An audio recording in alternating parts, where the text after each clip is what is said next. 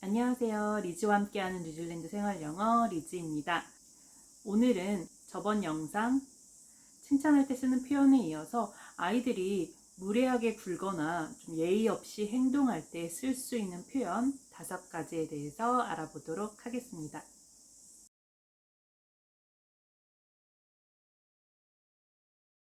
학교에서 아이들을 가르치거나 아니면 집에서 부모님들께서 아이들을 가르치시거나 훈육하실 때 아이들을 굉장히 매너 없이 행동하거나 무례하게 구는 경우가 종종 있죠. 이럴 때 쓸 수 있는 표현, 아이들이 버릇없이 굴거나 예의 없이 굴 때 좀 매너 있는 말, 매너 있는 행동을 요구할 때 쓸 수 있는 표현.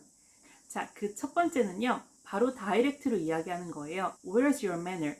Where's your manner? 굉장히 쉽죠. 너 도대체 매너 어디 있는 거야? 매너 어디다 둔 거니?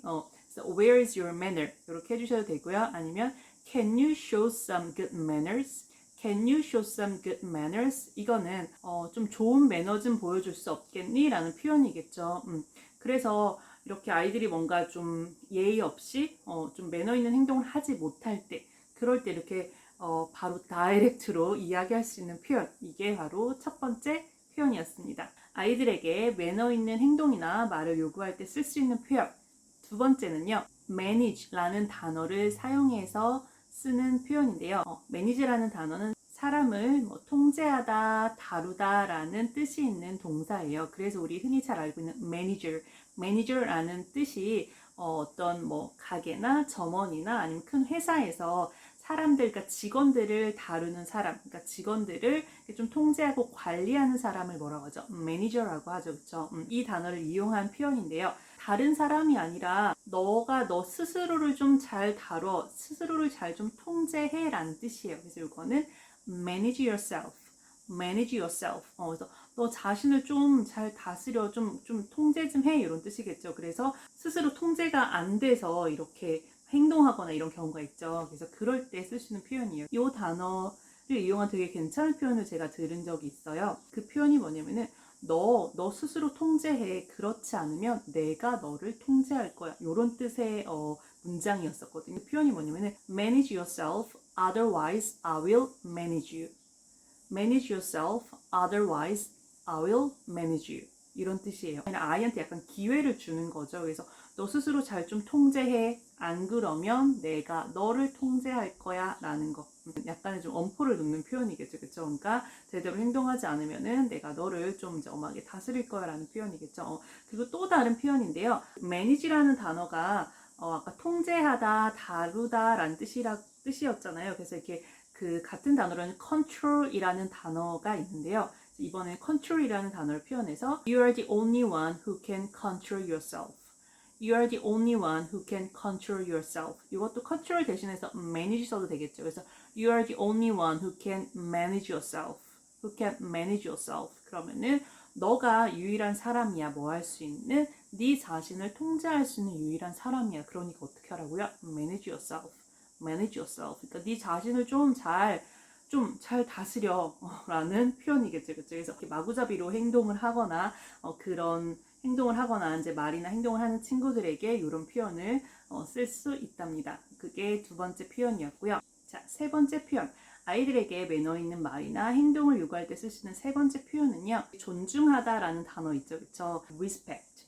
respect이라는 단어죠. 이 respect이라는 단어를 이용해서 만들 수 있는 표현인데요. 간단하게 다른 사람 존중해, 다른 사람들을 좀 존중해 라고 할 때 respect others, respect others 이렇게 하면 되겠죠. 스스로한테 뭔가 통제가 안 되는 경우가 아니고 다른 사람, 그러니까 선생님이나 다른 어른들이나 다른 사람들한테 좀 무리하게 굴거나 무리한 행동을 할 경우에 이런 표현을 쓸 수 있겠죠. 그래서 respect the others 하면은 다른 사람들을 좀 존중해라 라는 표현이겠고요.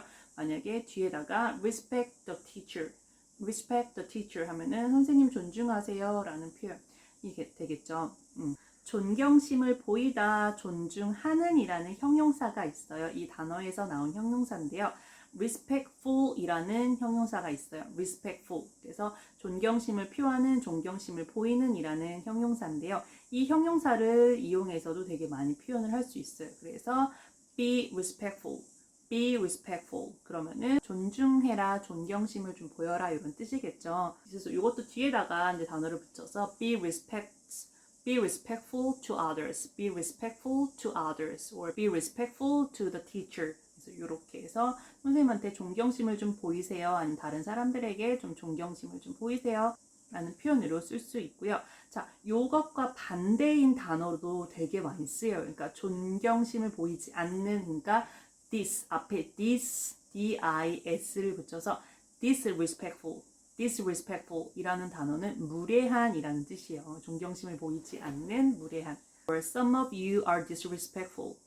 너네 중 몇 명이 굉장히 무례하구나. 그쵸? 그래서 don't be disrespectful 하면은 무례하게 굴지 마세요 라는 표현이에요.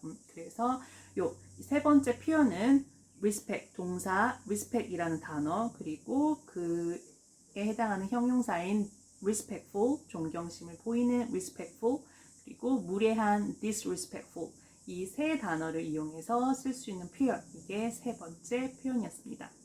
네 번째 표현은요. 이 표현도 정말 많이 쓰이는 표현인데요. 학교에서나 아니면 이제 아이들이 많은 곳에서 아이들이 이제 가르치거나 할 경우에는 이렇게 좀 아이들에게 기다리라고 이제 요청을 할 때가 되게 많이 있는데요. 그럴 때 아이들이 얌전하게 기다리나요? 그렇지 않죠. 그럴 때 쓸 수 있는 표현인데요. 자, 여기서는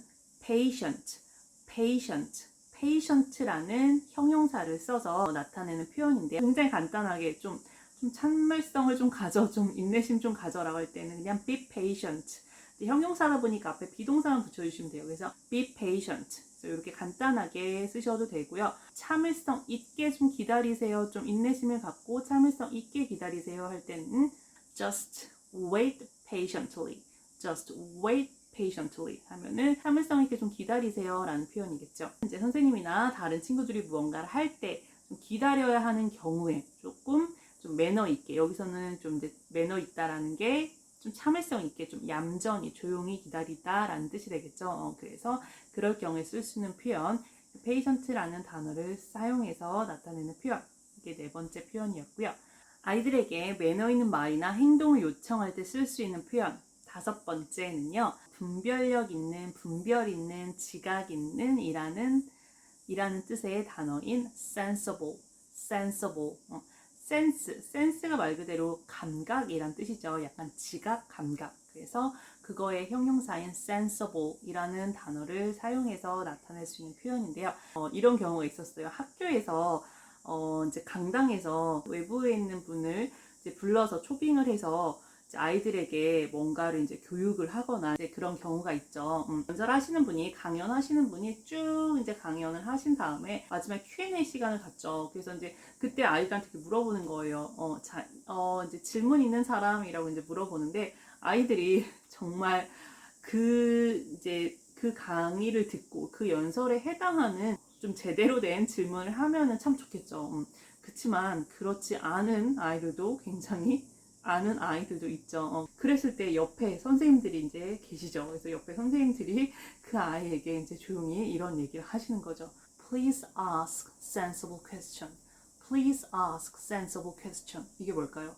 좀 이렇게 생각 있는 질문 좀 해 라는 뜻이에요. 그렇죠? 그래서 약간 좀 분별 있는, 좀 지각 있는, 좀 이렇게 좀 생각 있는 좀 질문을 좀 하렴이라는 뜻이죠. 그래서 요거는 뭐 그럴 때뿐만 아니라 그냥 학교에서도 선생님 수업을 하시거나 아니면은 뭐 아이들이 이제 그 질문하는 경우가 되게 많겠죠. 그래서 그럴 경우에 아이들이 그 질문에 해당하는, 그 포인트에 해당하는 내용이 아니라 그런 요지와는 좀 전혀 상관이 없는 좀 이상한 질문들을 할 경우에 이런 표현 쓸 수 있어요. 그래서 please ask sensible question. Please ask sensible question. 약간 좀 생각 있게, 좀 분별 있는, 좀 이렇게 현명한 질문을 하세요라는 뜻이었고요. 그리고 뭔가 좀 행동을 할 때도 좀 이렇게 좀 생각을 가지고 좀 분별 있게 좀 행동 좀 해라고 할 경우에는 act sensibly. 여기서도 sensible에 그 ly를 붙여서 현명하게, 뭐 분별력 있게라는 부사가 되겠죠. 그래서 act sensibly라고 하면은 좀 분별력 있게 행동하세요, 좀 지각 있게 행동하세요라는 표현이에요. 그래서 요 sensible이라는 단어도 학교에서 정말 많이 아이들에게 쓰는 단어, 쓰는 표현이니까 알아두시면 좋을 것 같습니다. 오늘은 이렇게 간단하게 아이들이 좀 무례하게 굴거나 버릇없이 행동할 때 쓸 수 있는 표현, 좀 간단하지만 그럴 때 쓸 수 있는 유용한 표현 5가지에 대해서 알아봤고요. 오늘 영상도 많이 도움이 되셨으면 좋겠습니다. 그럼 다음 시간에 만나요.